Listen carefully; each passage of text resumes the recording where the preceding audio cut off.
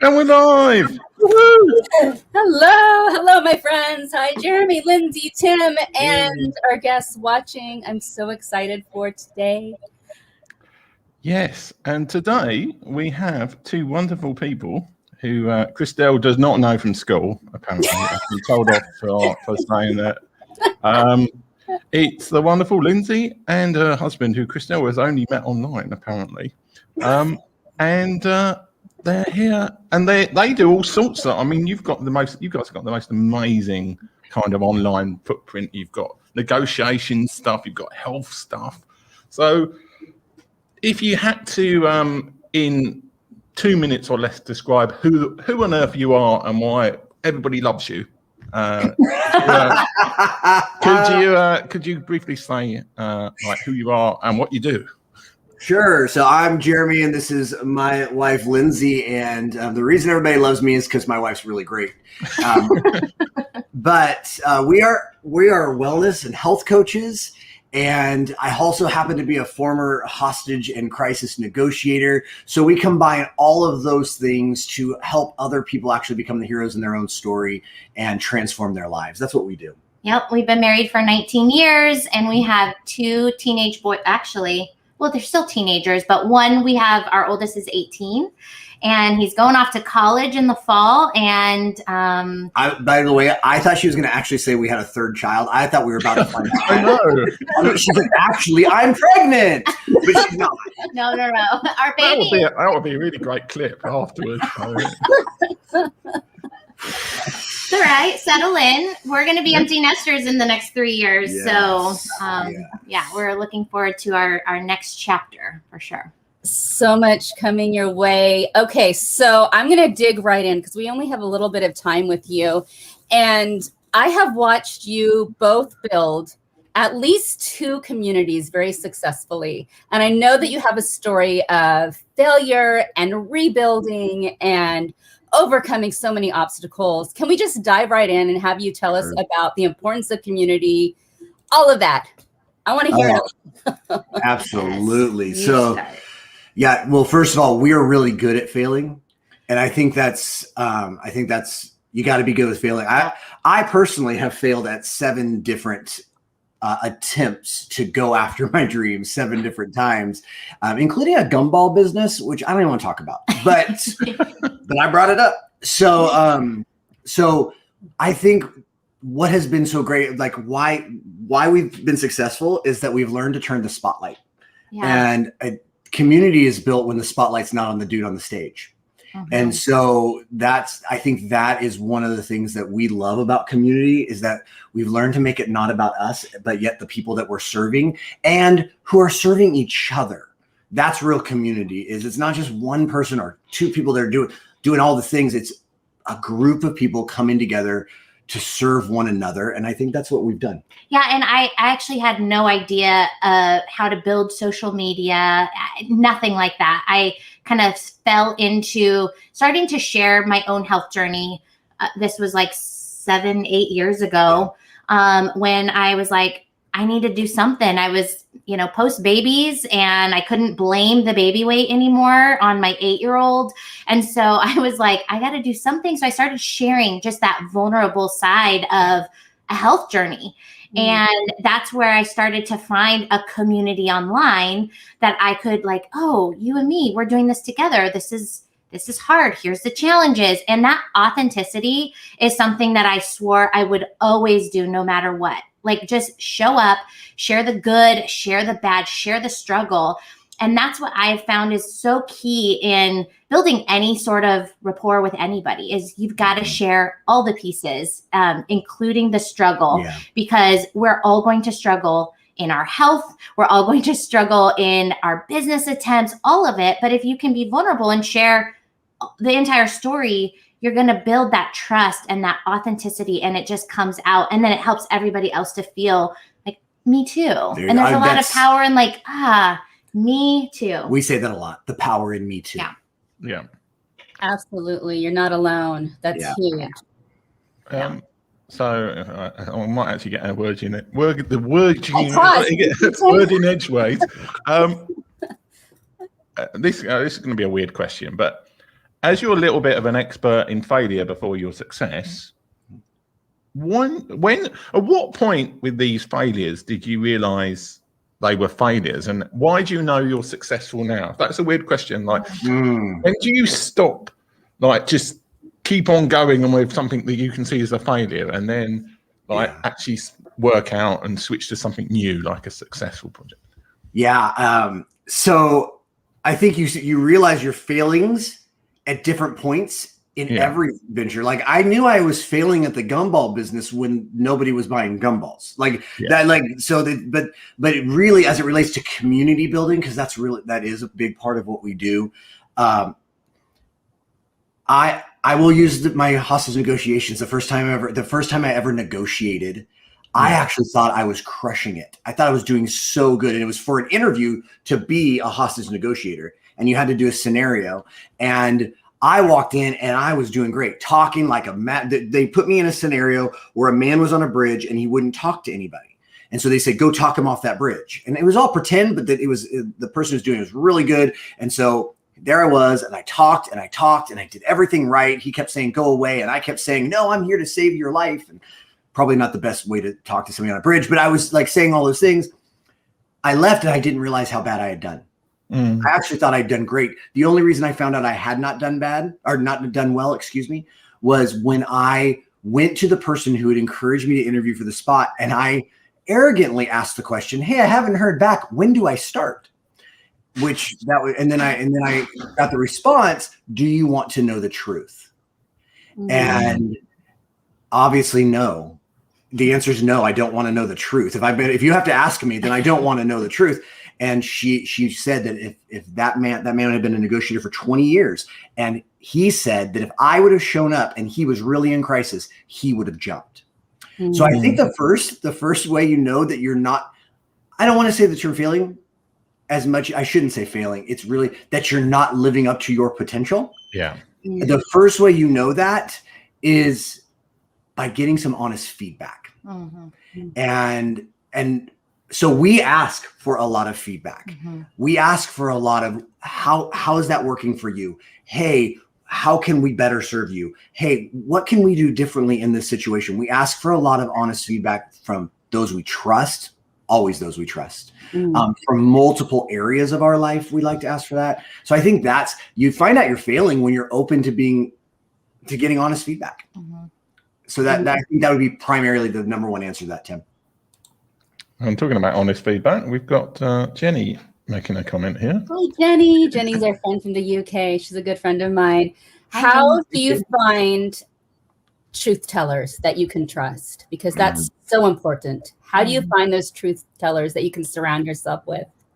You know what? Honestly, I'm looking for that authentic person that's going to be real, and real with kindness. Because you can be real, you can speak truth and love. And so those kinds of people are the people that I'm seeking out. And I'm looking for the people that have failed too, and that aren't afraid to share that, because then there's like that commonality. And then I can go, there's that trust that's built, that trust factor is built in right there. And then it's like, okay, now I'm going to start to build that connection, build that relationship. Yeah. And I would just echo that it's other people who are living vulnerably. We're really big on putting ourselves into the room with lots of different people. Yeah. And we try both of us constantly working to improve, whether that's going into masterminds, whether that's doing stuff within our church. We're just constantly trying to put ourselves in the room, it's actually new for me.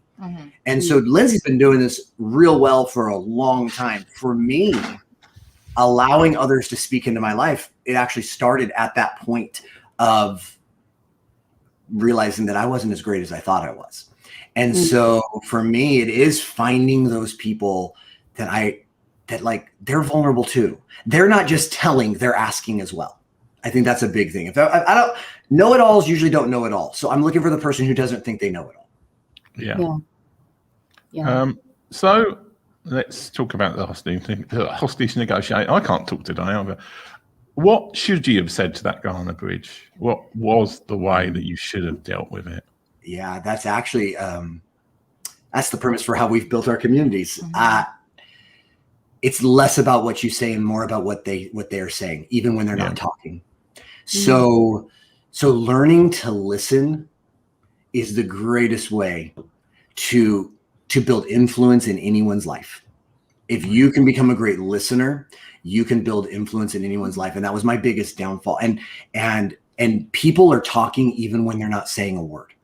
He was giving me all kinds of signals, he was communicating very loudly without his voice. And had I just stopped for a moment and allowed myself to pause and to watch and observe, I would have seen little cues. And I will tell you, that day when I was told how bad I did, I thought I was done. And she followed it up with, but they're going to give you a shot. And she said, because your future potential is not limited by your current ability. And so if you'll just learn to be a better listener, then you will be really great at this. We really know you'll be great at this. And so for the next 3 years, during the next 3 years, I got to negotiate a lot of things during the next 3 years, but I went and I learned to listen. I learned to ask really good questions. I learned to build rapport and find commonality and familiarity. And then 3 years later, I found myself on a real bridge with a real man who really wouldn't talk to anybody. He actually didn't talk to us for 3 hours of the 8 hours that we stood on the bridge with him. And it was in one little thumb gesture that he made to me on the bridge. We said something about his son, and his thumb he gave us a small thumbs up from the side of his hip. And it was in that moment that we went, we want to talk about your son. And then another 5 hours later, he came off the bridge because of his son. And so I say, what I could have done better is quiet this and open this. That's what I could have done better. Wow. You mentioned earlier that your negotiation skills have taught you so much just in life. Can you give us an example? Yeah. When you think I love John Maxwell, so I will use John Maxwell as my example. I went to his church way back in the day. Yeah. Okay. we know John. Okay. So John Maxwell, great leader, great author, great leader. Yeah. And, John Maxwell says that he's heard the same questions because he speaks all over the world. He's heard the same questions tens of thousands of times. Everyone wants to ask him questions, and you start to hear the same ones over and over again. But so he knows the answer. But if he interrupts the person to answer the question that he already knows is coming, he may get the answer right, but he misses the person. And that's the biggest thing I've learned. I'm pretty quick-witted. I'm pretty quick. I have a lot of background. I have a lot of life experience. So whether it's with my boys, my sons, or whether it's with a business partner, even if I know the answer, when I interrupt them, when I don't take the time to hear them, then I miss them. So we use active listening skills constantly in building community. We've gotten really good at getting really curious. Yeah. I think curiosity is so important when you're really building that connection and that trust. And, the more curious you are about them, like I do want to leave a conversation knowing more about somebody else than they know about me. Yeah. Getting really curious has been something that has been vital to us creating what we have. Yeah. And again, that's across the board. Yeah. That's with our teenage sons who are facing all these new transitions in their life. And that's with our business partners who are helping them grow and build what they want to build. So we've been talking to Jeremy a lot. So let's talk to Lindsey. What were the biggest health kind of revelations that you had that changed you from being the person who, in your eyes at least, was unhealthy to the person you are now? Yeah, no, that's so good. I was an athlete growing up. I was a competitive gymnast. And I spent my entire childhood in the gym, and obviously I think one of the things that as I look back, where people like to look at like a finished product, they see like this ripped, I mean, not me, but like they see somebody that is like prime condition. Like I'm just, wow. But you don't see that backstory of where did they start? And so I remember it's just a couple of weeks ago, I had this revelation, like when I started gymnastics, I started 1 hour a week. And then it led up to, oh my gosh, now I'm training 20 hours in the gym every week. right? So I grew up this competitive gymnast. So after babies, I was like, oh my gosh, what happened to this athlete? She's gone. She starts building coping mechanisms. This tired mom created these poor habits. I didn't know what to do with health as a mom. Like, it's just different. I didn't have 20 hours to go spend in the gym. And so I was sitting there with, 2 kids, feeling the worst. I felt like I couldn't show up for them. I didn't have the energy for them. I didn't feel like running and playing at the park. I was tired, and I was a young mom. And so for me, it started with like the small decision to like, let's start getting active. Like, I just need to be more active. And then it built on that to where it's been like this season of, I kind of went all into fitness, but I never changed habits. I got a habit of lacing up my shoes, but I never addressed the real rooted issues of, why was I eating really late at night? Why would I go dive into the bottle of wine? Like, what was that root cause? And it wasn't until like I moved from this focus on fitness to a focus on health. And health was like that primary, like, what is health? Because it's not about what the number on the scale looks like. Because health is everything based on, are your relationships healthy? Are your finances healthy? Do you live in abundance? Do you give in abundance? It's not just what's on the exterior. And so when I kind of switched that and thought, okay, small baby steps, this is where we're going, and I started to address those deeper rooted issues of, what does optimal health look like for me? And that's healthy body, healthy mind, healthy finances, my healthy spirituality, all of that combined into one. So, yeah, enough said. Lindsey, I want to ask you another question, because I've watched you inspire so many women around the nation, probably across the globe. I don't know, but around the nation for sure. Why? What is your why for inspiring women? Yeah. When I started kind of sharing vulnerably my story on Instagram, started with Instagram, felt like a safe platform because Facebook was all my family, my mom's friends, like all of that. I just felt like Instagram's going to be a safe spot for me to be able to share that. And when I started sharing, that is when I saw that there were other people just like me that were hurting, that didn't feel their best. And so as I started sharing that power in, I want to share all of it. I want to share the entire story. I want to share the struggle. And, a huge thing that Jeremy and I have talked about a lot is coming up to like where we think it's a dead end, right? And people get stuck in their health all the time. I was stuck in my health, but you're only stuck because you've quit on pursuing something, right? That's the only time you stay stuck. And failing forward is super important. And so, a lot of times people think like, I've come to the end, or I'm, oh gosh, the road, like I'm flying off the end of the road here. Like, okay, I'm off the cliff. They just failed to make the turn. Yeah. Right. We say the end of the road is just a bend in the road unless you fail to make a turn. Yep. That's it. Yeah. And so for me, and like the desire is like, so many people fly off the cliff. They just failed to make the little turn. It's a small pivot. It's not the end of the road. And so my whole goal is, one, I love when people feel their best, because one, then their God-given gifts are out there. Like when they start finding confidence, when I can help specifically a woman find that confidence, I'm like, get ready, because you're about to be unstoppable.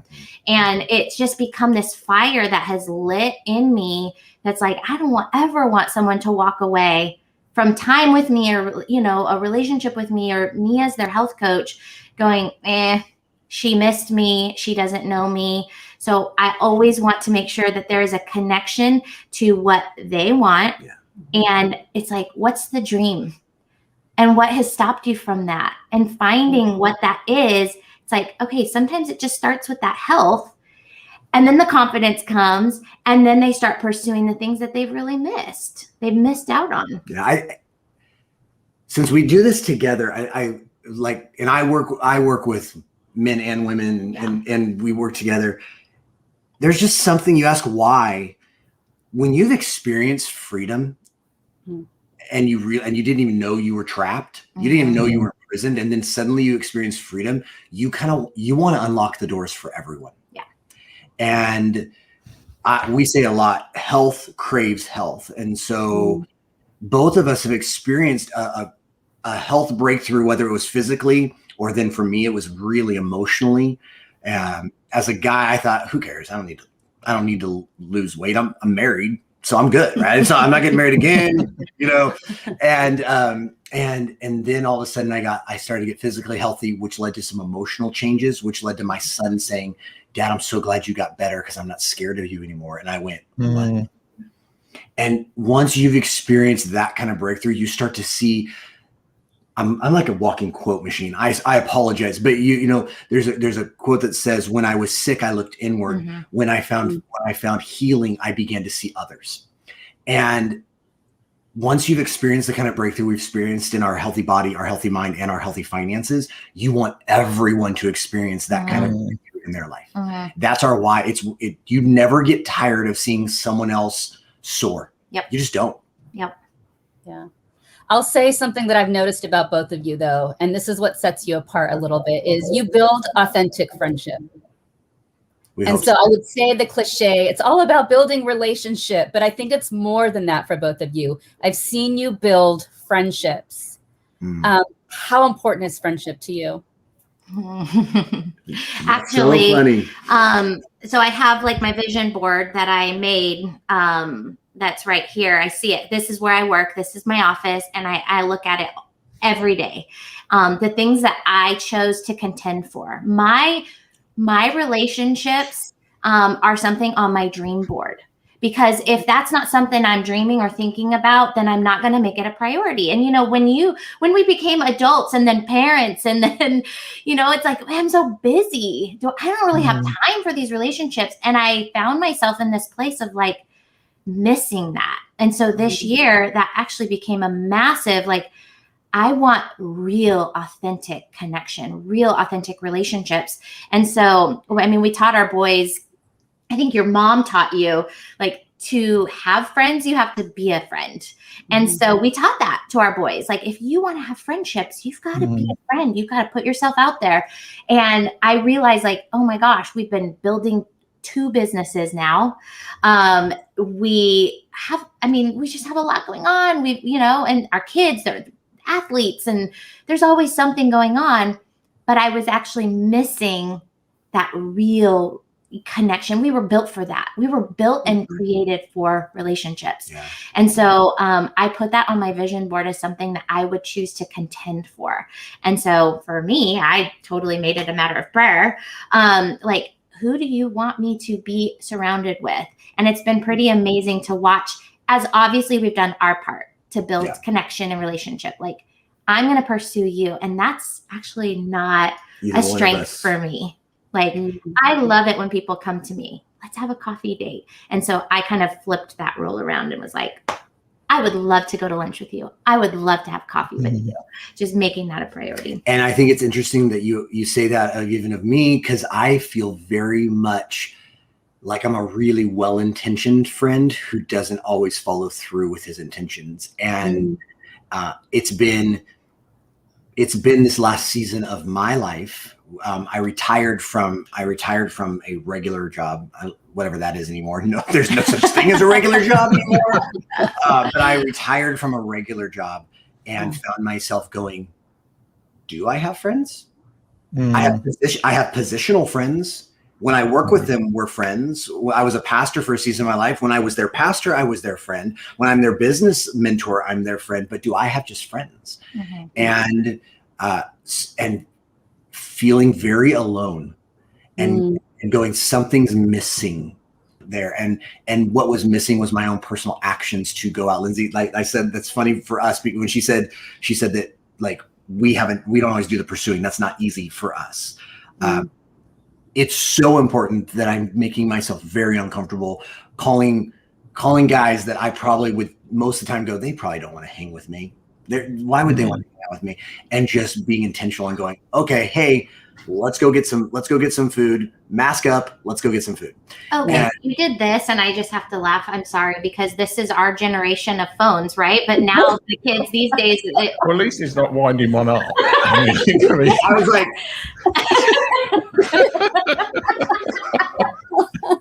it takes forever for me to dial on my imaginary phone. Sorry. But anyways, so how important is it? It's so important that we're willing to get really uncomfortable, fly to places, drive to places, and because friendship is everything. Yeah. Yeah. Well, we've talked to Jeremy, we talked to Lindsey. Now let's talk to both of you at the same time. Have you got any tips for couples?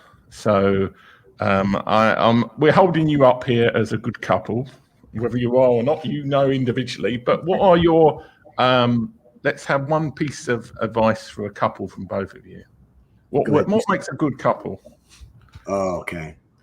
What makes a good couple? Go.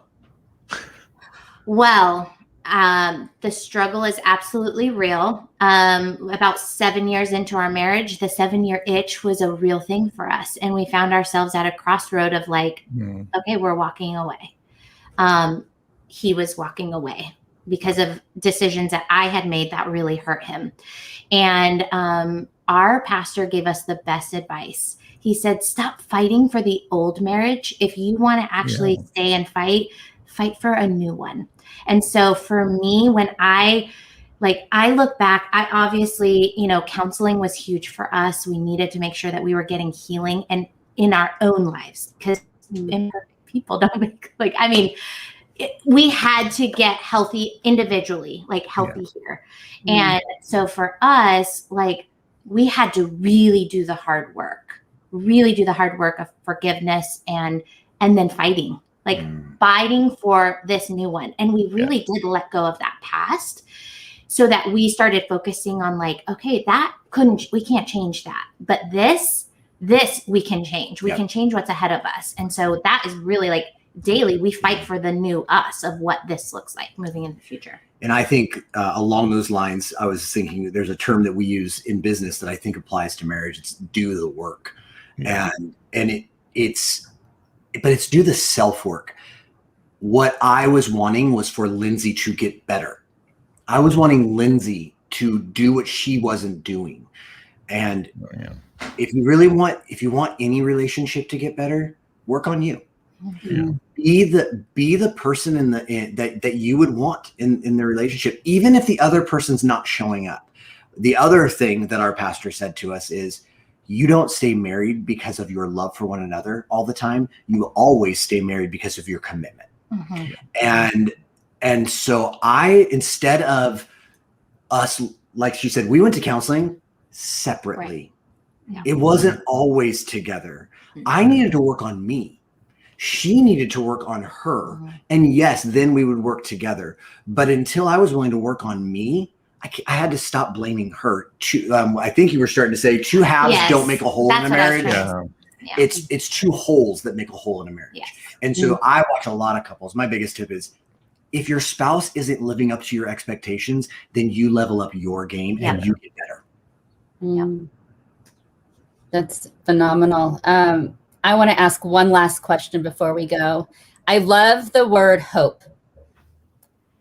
Where do you both find your hope, and what does hope mean to you? You want me to go? Sure, if you've got something. Well, I find my hope in my faith, 100%. And my hope means everything to me, because when everything around you is crashing, hope says there's a chance it's going to get better tomorrow. There's a chance that something's going to be different. Something's going to change. There's hope in tomorrow, even when today's not great.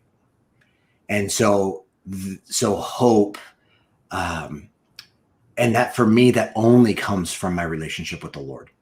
That only comes because of my faith that my God sees me knows what I'm going through, is not surprised by it, and has something really good on the other side of whatever moment I'm having. Who's the author that says, it's Mark Batterson. Mark Batterson talks about unborn tomorrows. Dead yesterdays. Letting go of dead yesterdays. Letting go of dead yesterdays. And letting go of unborn tomorrows. Right. And so I think if you like, oh my gosh, all I'm thinking about is the past, and then like, oh, now I'm worried about the future. You lose a lot of hope because you're just dealing in that stress and that overwhelm, versus like, okay, what I know is I'm going to choose to win today. Because that's his book, Win the Day. I'm going to choose to win just today. And if I can choose to win today, I don't have to think about all of that, but it does give me hope for the future. And obviously our faith is huge in that, but also just realizing like, I can't change those. I got to let dead yesterdays go, and all of those, that stress of tomorrow, like I can't. So I'm just going to win today. And that does produce a hope factor in me. Like if I'm winning today, I know I'm going to win tomorrow. So let's just focus on today. So yeah. Well, I think that's a great line to end the show on. I've been working on my end of the show technique lately because we screwed up a few lately. For people who are watching on YouTube, down in the corner should be a YouTube subscribe thing. I always struggle with this mirroring thing on the thing. It's like I can't even do it. Somewhere. On top of somewhere near the QR code should be a little thing you can click to subscribe to the show on YouTube. And have you got any last words? And any last words, Christelle? No, I just want to say thank you, Jeremy and Lindsey, for your time. I knew this was going to be special. I knew that you would have amazing hope-filled words that would empower all of us. So thank you for being here. And I want to thank Tim and Jenny and Chioma they all commented and said hello, and they're happy to be here. So for everyone watching, thank you, all of you. Thank you. Have a great rest of your Tuesday. Thanks, guys. Bye. Bye.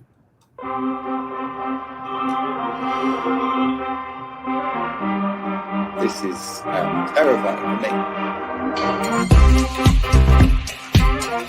I've made more money in the last 3 years than I did in the previous 7. It's cliche shit, you know.